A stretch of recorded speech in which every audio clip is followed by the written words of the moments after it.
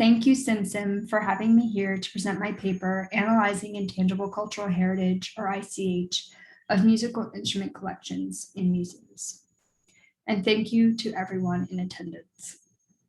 I'd like to begin by acknowledging that the Metropolitan Museum of Art, where I am currently a fellow and Columbia University, where I am currently a doctoral candidate, stands on the unceded ancestral homeland of the Lenape, known as Lenapehoking. I pay respect to Lenape people, past, present, and future, here and throughout the Lenape diaspora. I also recognize that both the Met and Columbia University were erected with capital accrued from a system of chattel slavery. I recognize that the museum was built on the grounds of Seneca Village, a predominantly African-descended community that was violently displaced by the construction of Central Park in 1857. I understand that these acknowledgements are simply a prerequisite for learning how to be in better relationship with the land, human, and other than human persons, to reduce settler harm and the ongoing effects of chattel slavery, to foreground Indigenous sovereignty, to repatriate Indigenous land, and to restitute the capital derived from the system of chattel slavery, particularly to African-descended people. In the fall of 2018, Senegalese economist, fellow in SAR, and French-German art historian Bénédicte Savoy published a report titled The Restitution of African Cultural Heritage Toward a New Relational Ethics, commissioned by French President Emmanuel Macron 1 year prior. The report's impact has been wide-reaching, as demonstrated by the number and diversity of cultural actors who have responded to it, both directly and indirectly, and the number of decades-long calls for restitution of African cultural heritage that have since been honored by museums in Europe and the US.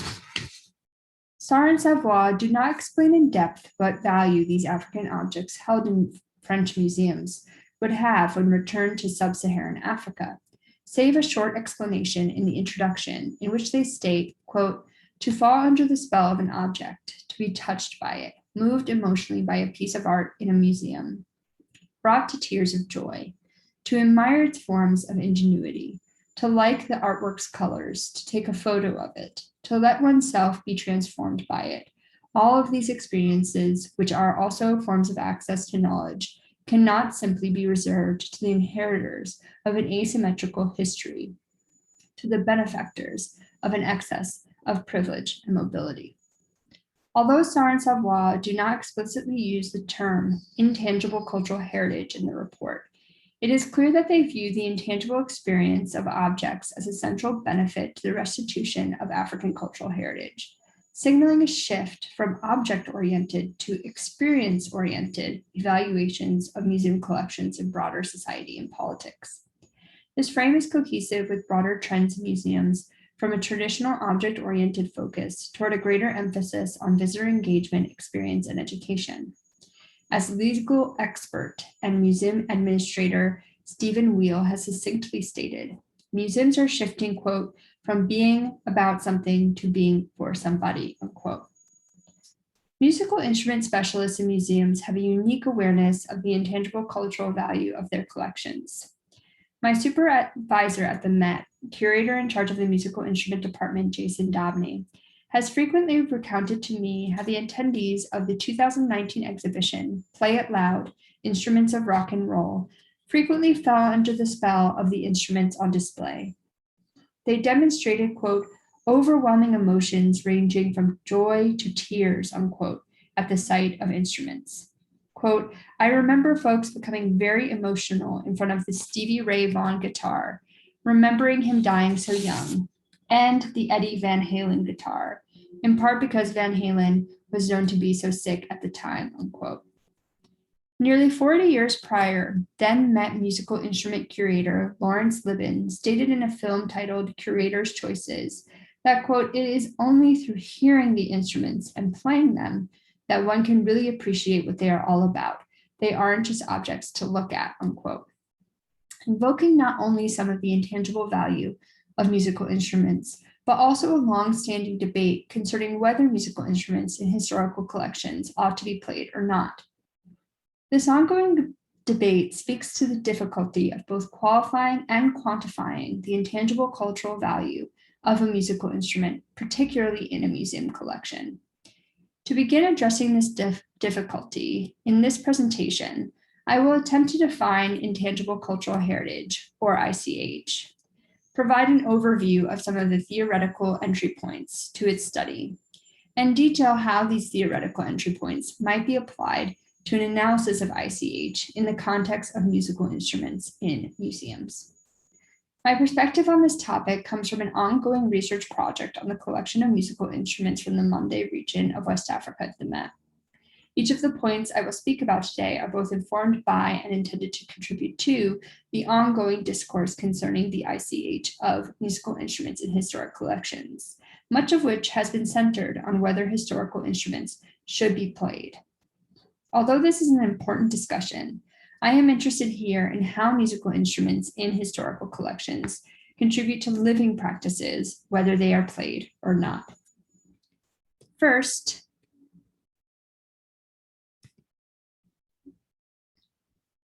what is intangible cultural heritage, or ICH? The term itself most commonly refers to that put forth by UNESCO's 2003 International Convention on Intangible Cultural Heritage, which defines ICH as the practices, representations, expressions, knowledge, skills, as well as the instruments, objects, artifacts, and cultural spaces associated therewith that communities, groups, and in some cases individuals recognize as part of their cultural heritage. This intangible cultural heritage, transmitted from generation to generation, is constantly recreated by communities and groups in response to their environment, their interaction with nature, and their history, and provides them with a sense of identity and continuity, thus promoting respect for cultural diversity and human creativity, unquote. From this definition, we might isolate practices, communities, and generation to generation to distill intangible cultural heritage as the practices of a community or people from generation to generation or over time. UNESCO has compiled all of the ICH so far identified by member states in a constellation of living heritage elements on their website, where opaque circles represent the ICH, hollow circles represent concepts, green hexagons represent regions, and black diamonds represent World Heritage Sites.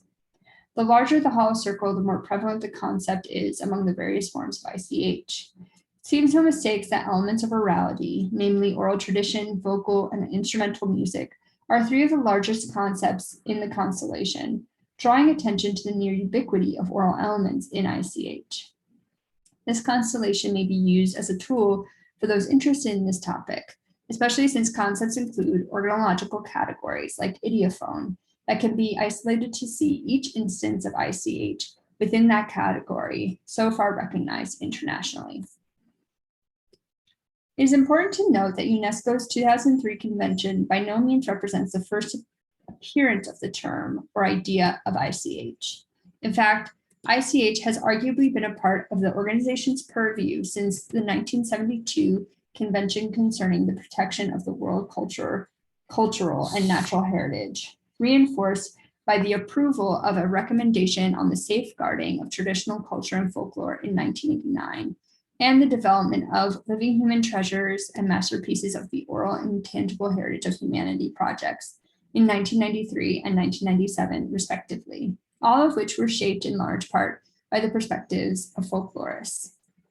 As a result, these initiatives have broadly sought to materialize intangible heritage by recording and archiving performance practices in a manner akin to the salvage ethnographic impetus that also characterized museum collecting practices in the early to mid 20th century.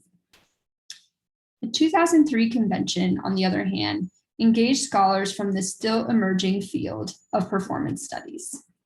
Specifically, UNESCO commissioned a group of working scholars and artists organized by anthropologist Lourdes Arispe and performance studies scholar Diana Taylor to think about how best to protect ICH. In a 2008 chapter, Taylor explained that the group sought to think of how, quote, the here and now of performance, the body memory of those performing, the meaning of the interaction between performers and participants/spectators, unquote, might be better addressed by UNESCO's initiatives. As a result of their efforts, UNESCO adopted a focus on protecting the processes rather than the products of ICH in the 2003 convention. When I think about institutions that have already incorporated a sensitivity to a process-oriented ICH in their practices with musical instruments, Kër Moussa is the first to come to mind. Kër Moussa is a monastery in Senegal, approximately 56 kilometers inland from the coastal capital of Dakar. It was founded by French monks in 1963, 3 years after Senegal's independence from the colonial regime.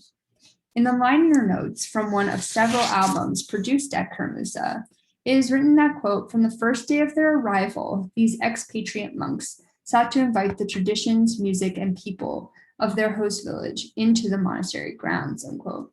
Indeed, the abbey has provided an indispensable workshop for the building and playing of several instruments indigenous to the region. I'll now play a short video that demonstrates how the abbey has incorporated local instruments, namely a 21-stringed harp called the kora, a calabash, and a sabar drum into its mass.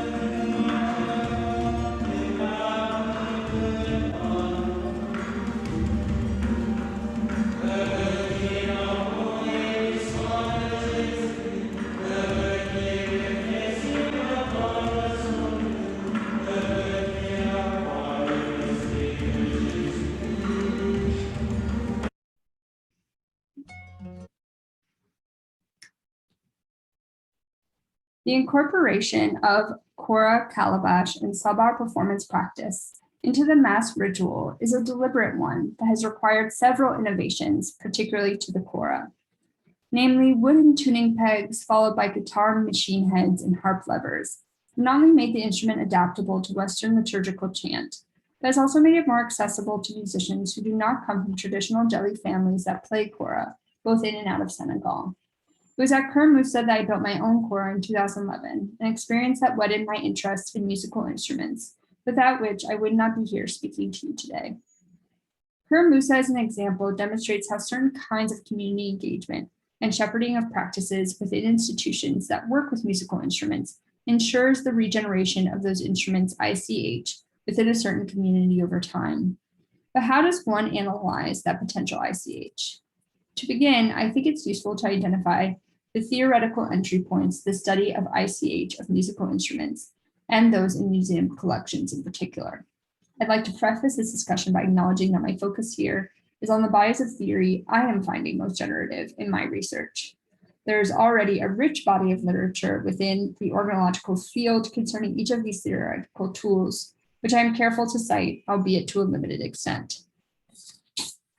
Performance studies, which I have already discussed, is an inherently interdisciplinary field that, writ large, has brought to the fore the ways in which a community's ICH, as embodied practices, serve vital aesthetic, epistemic, and social functions.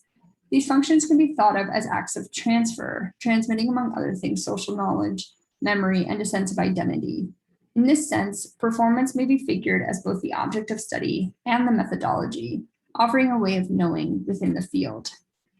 With respect to musical instruments, some of the most helpful literature in the performance studies umbrella, in my view, is within the field of ethnomusicology. Historically, interest in performance among sociologists and anthropologists grew in the 1960s. At the same time, materialism gained traction among historians as a source of history from below. In other words, a source of historical knowledge that spoke to the experiences of non-elites. From this perspective, objects are viewed as possessing agency that actively shape beliefs, knowledge, and behavior. Materialist approaches overlap greatly with those found in the body of discourse, sometimes referred to as the history of science, especially that emanating from the Sociology of Scientific Knowledge program at the University of Edinburgh since the 1970s. Notable in this camp is actor network theory, or ANT, developed by sociologist Bruno Latour, which assumes an analytical equivalence between humans and non-humans, in which either may be an actor or acted upon. Central to ANT is translation, sometimes also referred to as mediation, which is the process of making two things that are not the same equivalent. What is thought of as assemblages among materialists has an analog in networks or structures that hold together actors and recipients among ANT theorists. STS, which sometimes refers to science, technology, and society, and other times to science and technology studies, refers to a wide range of methodological approaches to the study of scientific and technological practices. And finally, SCOT, or the social construction of technology, seeks to demonstrate the ways different forms of technology are formed through complex social interactions, and thereby subvert both technological and economical determinism.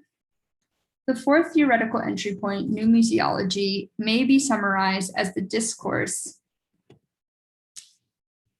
concerning the social and political role of museums. Placed in conversation with some of the bodies of theories already mentioned, new museology can yield insights into the networks represented by museum collections and the staff that works with them. The final theoretical approach I will discuss today, which I'm calling listening studies, is both the most emergent and the least engaged with by the organological field. Listening studies take a critical look at the impact of listening on the formation of knowledge and society. So where does all of this theory overlap, and how can it be used to analyze the ICH of musical instrument collections? Returning to our abridged definition of ICH, the practices of a community or people from generation to generation or over time, and isolating the three key elements: practices, people, and time. We can begin to identify how ICH converges at the site of a musical instrument and, by extension, a musical instrument collection, using these various theoretical tools.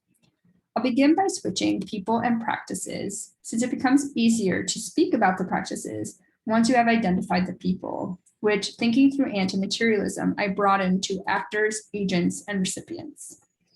In so doing, we must include instruments themselves in this category, which is cohesive with the anthropomorphization of instruments in many cultures.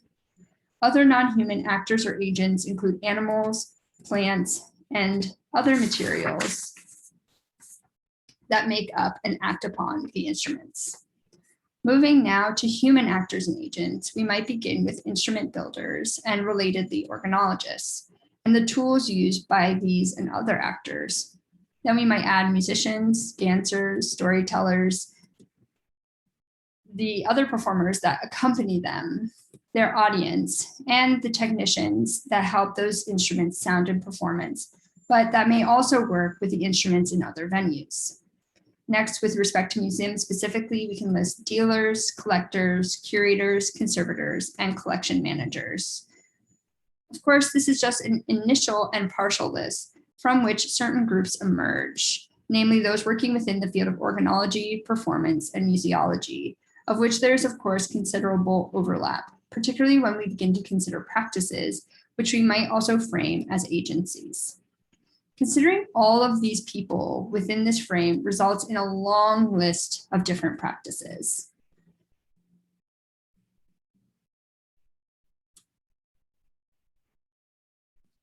These practices might be grouped in a variety of different ways according to their intersections across the theory, language, performance, religion, and so on.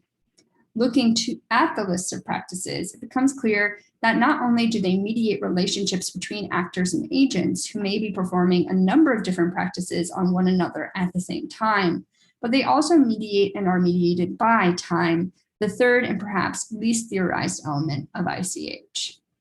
Time is, of course, a construction built around certain factors in our environment. In this sense, we might think of time as the constructed environment, notably inextricable from the natural environment, that both mediates and is mediated by the people and practices of ICH. Musical instruments, as a result of their musical dimensions, are particularly rich objects with which to consider time's impact on ICH.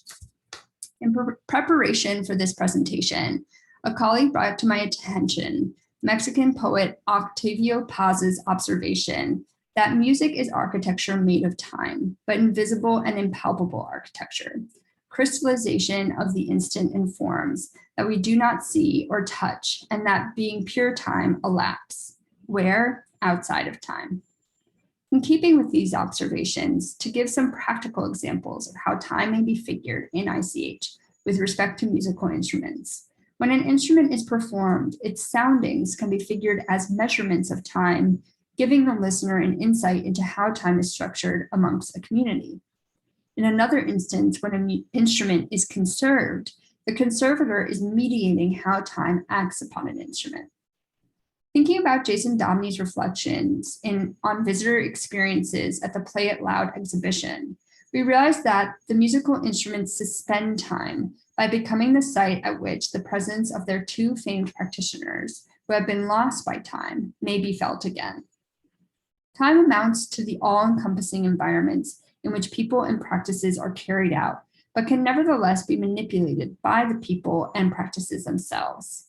On a more macro level, time becomes a determinative factor of the regeneration of a practice and people, and also their inevitable loss. The element of time also figures the museum as a particularly rich site to analyze ICH. However, this requires a significant shift from a focus on how the people, and specifically those listed in the museological field here, shepherd objects, to how people, including this list of actors, agents, and recipients, shepherd practices. By extension, analyzing musical instruments from an ICH perspective means valuing them for the quantity and quality of time spent with them rather than despite time. Considering the breadth and depth of people and practices that converge at the site of musical instrument collections in this way allows us to subvert the question of whether musical instruments in museum collections should be played or not to some extent, as the performance of these instruments is just one of many practices that perpetuates their value in terms of ICH. However, the many theoretical entry points that afford us this breadth and depth also draw our attention to the significance of the everyday quotidian experiences of ICH, which, if only limited to those in the museological or organological field as a result of access, greatly limit the potential of any single instrument's ICH. In the words of Sarin Savoy, it reserves the instrument's ICH, quote, to the inheritors of an asymmetrical history, to the benefactors of an excess of privilege and mobility, unquote. For this reason, from an ICH perspective, it is important to consider how the practice of collection, conservation, and curation of a collection contribute to a broad set of other practices that surround musical instruments held in a museum collection, such as environmental conservation, performance, listening, language, and religious practice. However daunting analyzing and implementing an analysis of ICH to large collections of musical instruments may be, such a shift in musical instrument museum practice presents the potential for these collections and those that work in them to lead the way in the political and social roles that museums are being urged to adopt as outlined by Sarin Savoy. For this reason, I will conclude my presentation with a few guiding questions for understanding and applying ICH analysis to historical musical instrument collections. First, how does a musical instrument's various forms of ICH converge at the site of the museum? How has this ICH developed or diminished both in and out of the museum over time?